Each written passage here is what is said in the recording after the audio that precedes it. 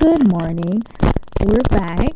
This is the Encourage Services Show on Spreaker.com. I am your host, Encouragement Javi. We were discussing relationship building. So now the title of this episode is Relationship Building 2. What I'm going to do is go over a few things that we went over in relationship building in the previous program to catch you up to part 2 of Relationship Building 2 for those who might not listen to Relationship Building but may just catch the Relationship Building 2 part. We're just doing a 2-part series. It will not be a 3rd-part series added on.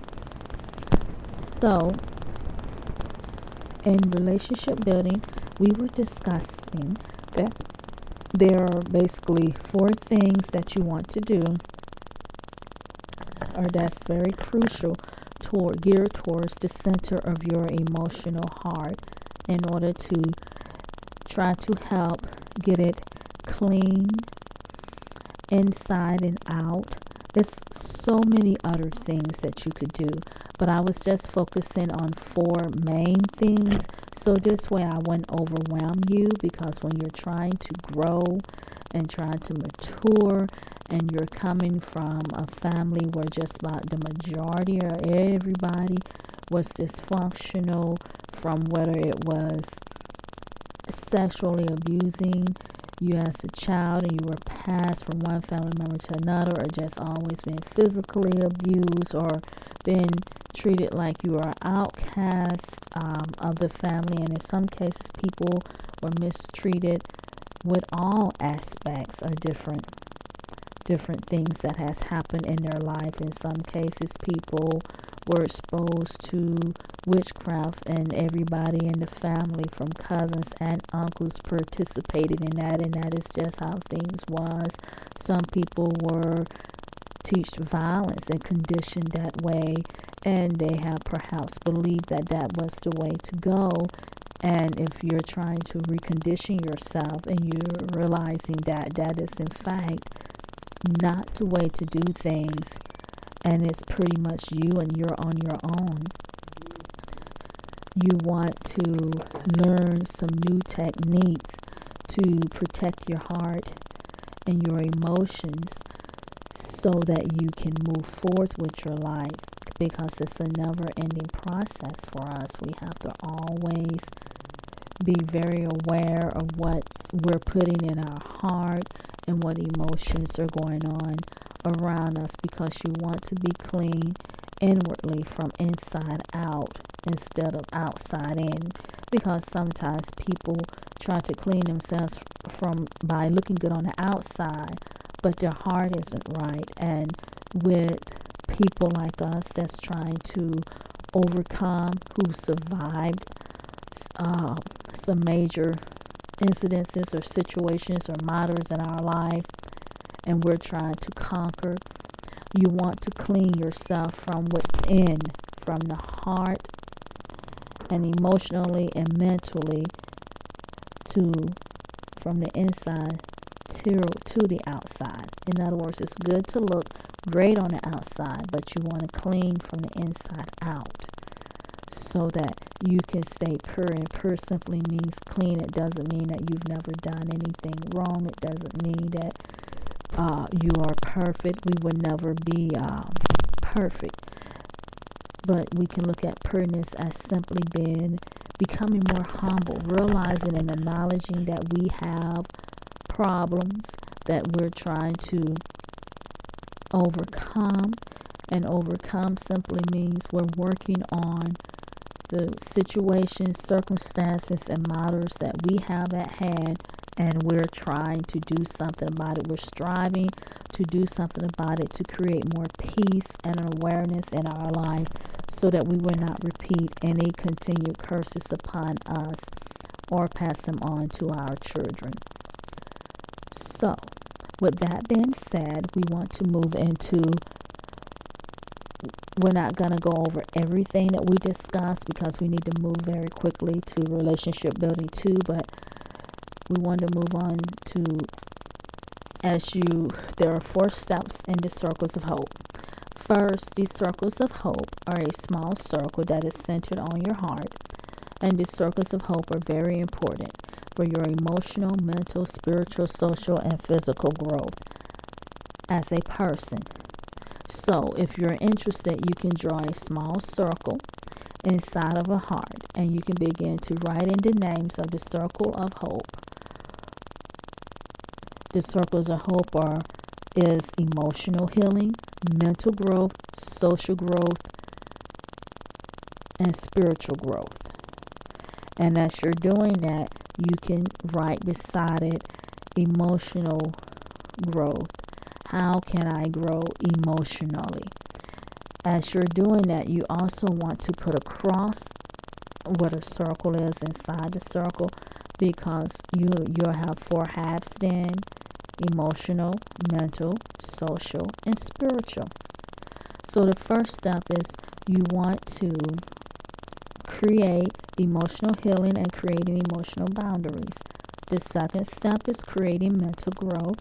The third step is creating social growth through learning a new physical activity.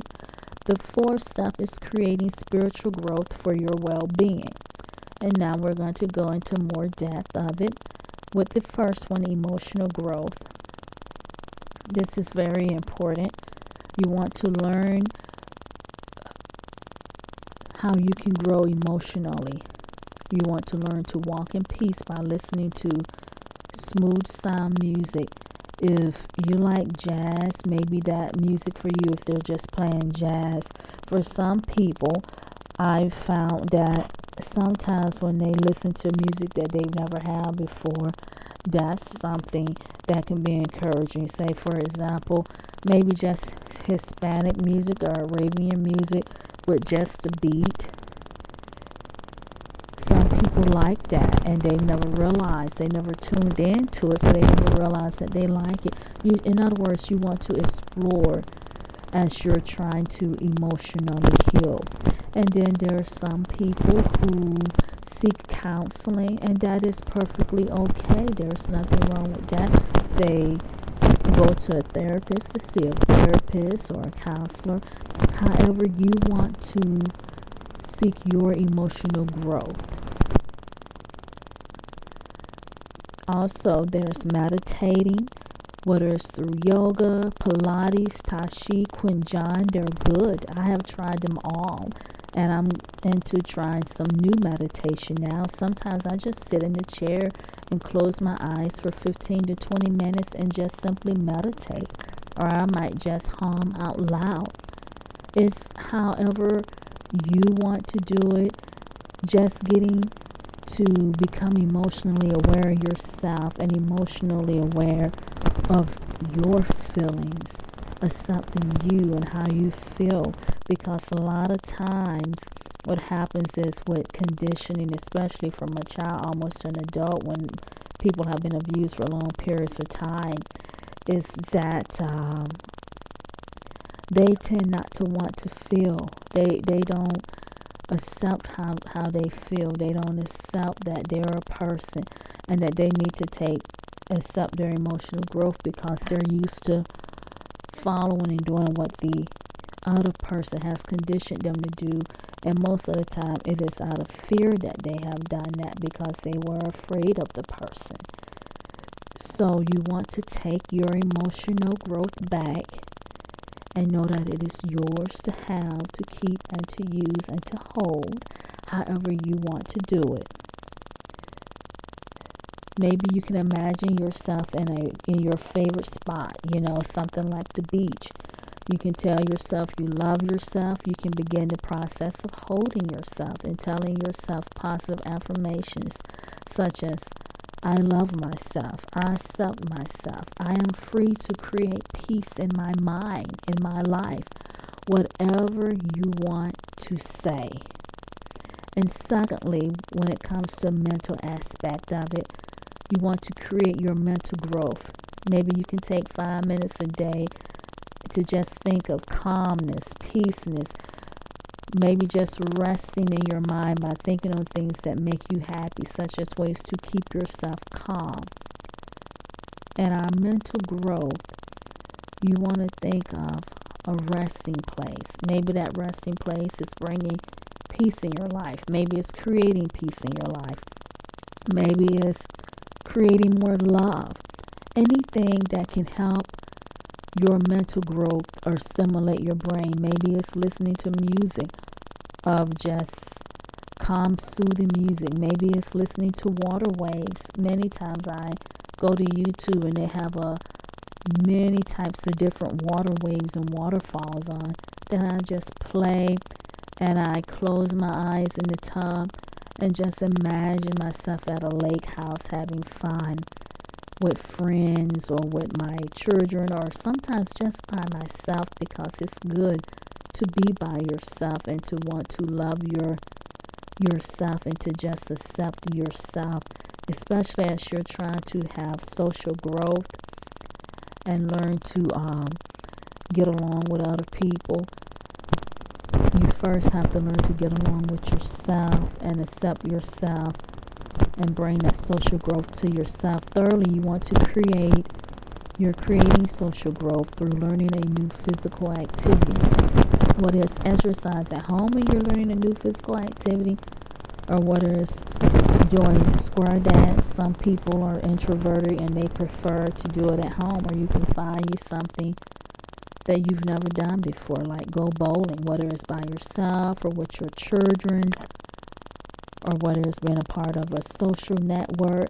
Some people who are more extroverted may actually join social groups and participate in activities such as bowling or whatever it is that they find interesting. It could be ceramic making. And then fourthly, you want to create spiritual growth for your well-being. You want to try meditating, yoga, Pilates, Tai Chi, lying down and stretching your legs for 10 minutes. You can even visit a different church that has a nationality. Say, for example, if you are a Christian, you might want to visit a church that's Korean, or that's Haitian, or just Ethiopian, or maybe it's the Jewish center somewhere that is a Christian facility. And perhaps if you've never been there and you're trying to just explore and create and get to know yourself and what it is you like, and that you find that interesting, perhaps you might want to consider that. However, you want to start the process of learning and getting to know you.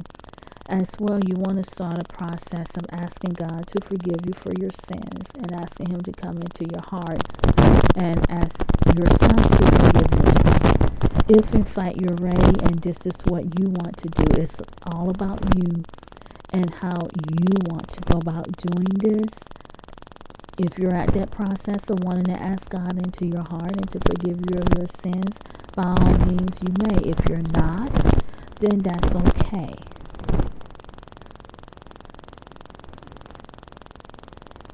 As you begin the process, you want to begin to understand, what dysfunction is, so that you can break the curses and the cycles of it. Some people have to move away from their family. I've known people that have moved. If they live, for example, in Florida, they've moved to the state of Washington, all the way on the other side of the world to get away from their family. And then there are some people, if their family is in Alabama, they may have moved 2 hours away. It just depends on how dysfunction your family was, and maybe how much condition you was, how long you lived underneath it and with it, and what you're dealing with. Only you know what you had to deal with and what you're still dealing with, especially if your family is in denial about it and they're constantly putting you down.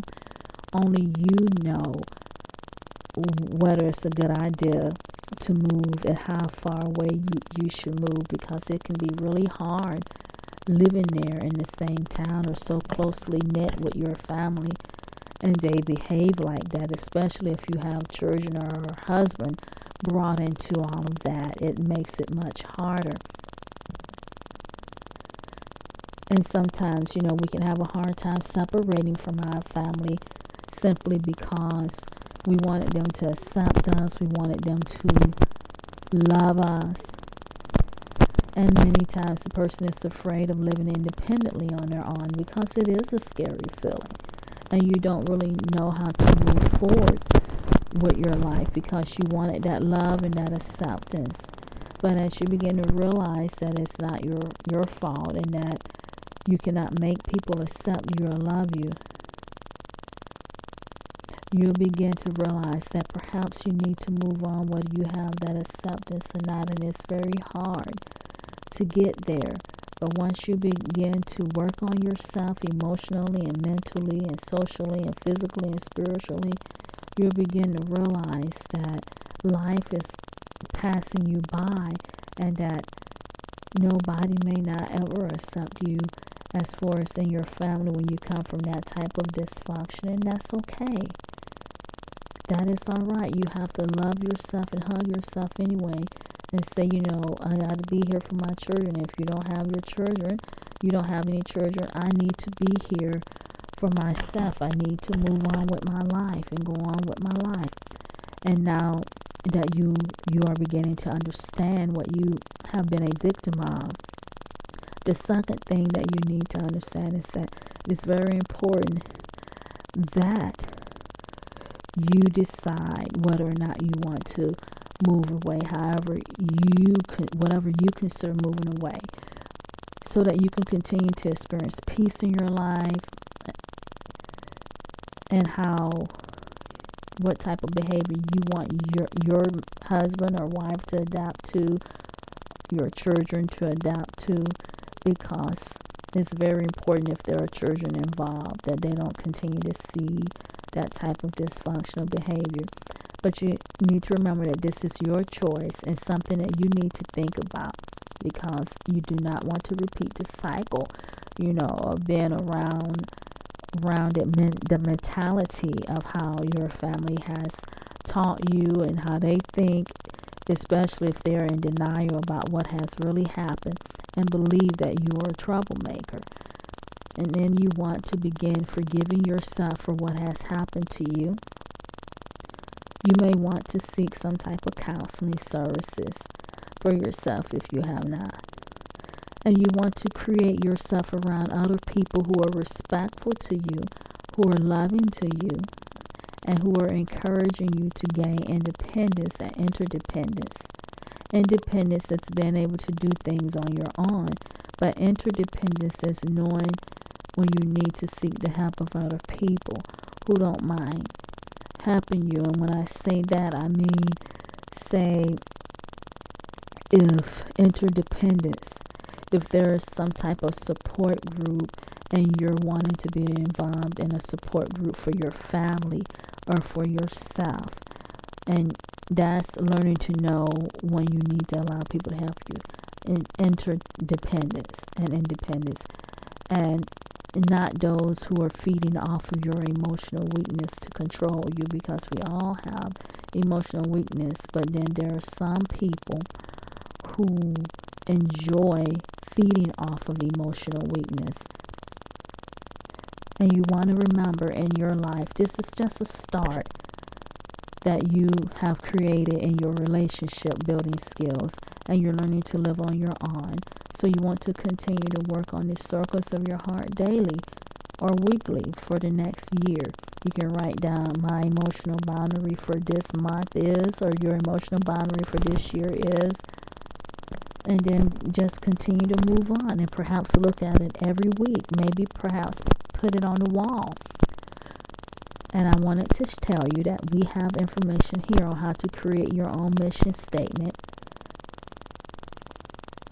If you're interested in creating a mission statement, if you don't want to do one on regular paper and you want us to send you out one, we're going to give you the number in a few minutes to give us a call. Or if you are wanting to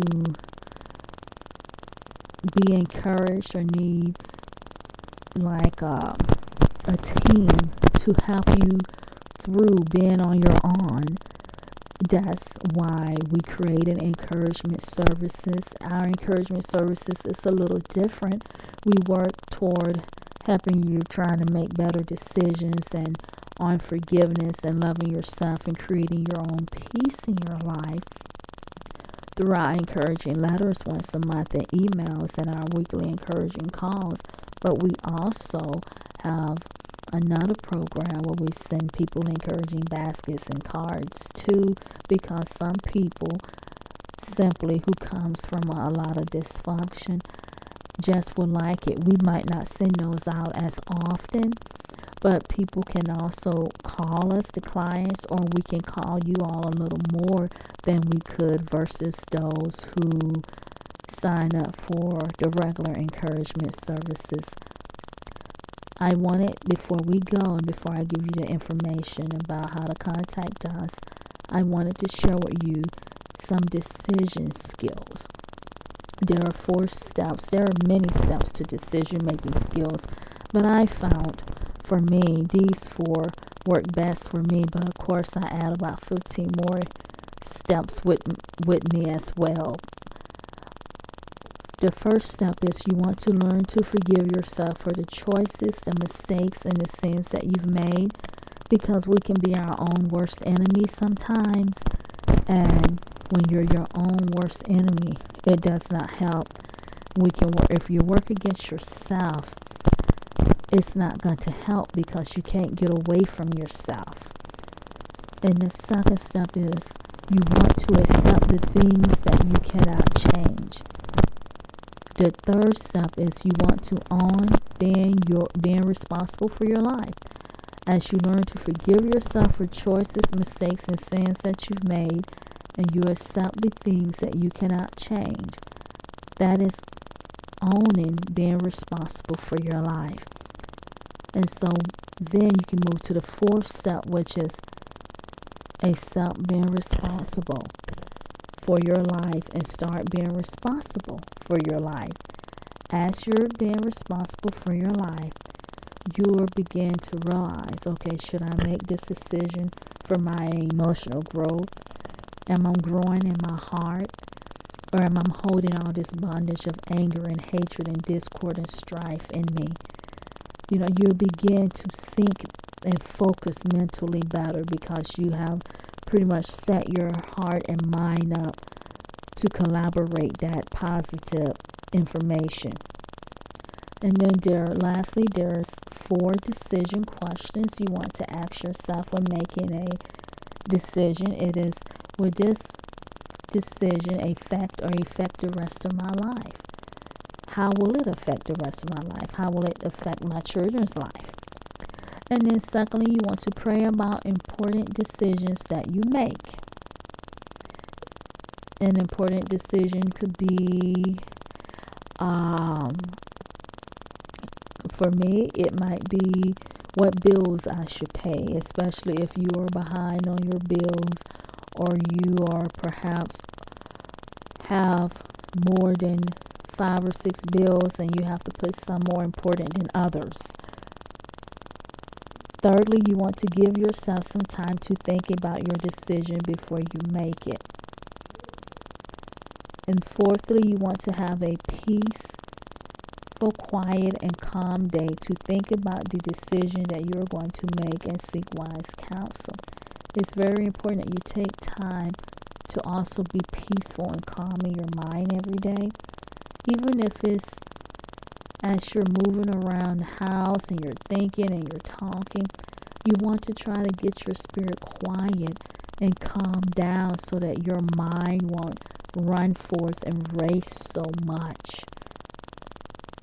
And as you begin to do this, it'll be much easier for you to become more peaceful, calm, and quiet, and to make better decisions, and you'll be able to think much better for yourself. Now, this is the end of the show. If you're wanting us to send you the encouraging mission statement or any decision skills that we have, or you're wanting encouragement, and by the way, all the services are free, please give us a call. Our international number is 1-866-524-4828, extension 2836. The number again is 1-866-524-4828, extension 2836. If you cannot get through and that number seems to be quite busy, please dial our main number at 419-956-4172. That number again for the main number is 419-956-4172, but that is not a toll number. You'll have to dial a 1 in front of it. Our email address, if you would like to email us, is services, services, at encouragementindytrauma.org, encouragementindytrauma.org. That is services at encouragementindytrauma.org. You may visit our website as well if you like, and you can register there should you want to, or just to visit the website, and that is encouragementindytrauma.org. We will be broadcasting on Spreaker once a week, primarily on Fridays, Saturdays, or Sundays. We also host a couple of other radio shows, but the one in particular that we're going to be hosting can be found at blogtalkradio.com/encouragement in the trauma radio. And the reason I gave you that one is because the rest of the shows, we have about 8 more radio shows and podcasts that we host. They're going to be private for our clients who sign up, and then some of them are just going to be strictly for the people we do business with.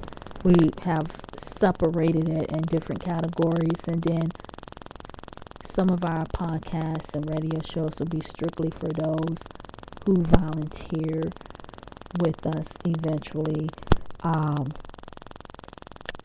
If you would like to connect with us on Facebook, you may do that at Jabby C, J-A-V as in Victor, another V as in Victor, I-C. As well, you can connect with us on Twitter, but you'd have to sign up with us because our settings are locked. And you can do that at EncourageServe. I am your host, Encouragement Jabby. I hope that I said something that would encourage you today or give you good advice concerning something that's going on in your life today. May you have a great weekend and a great week.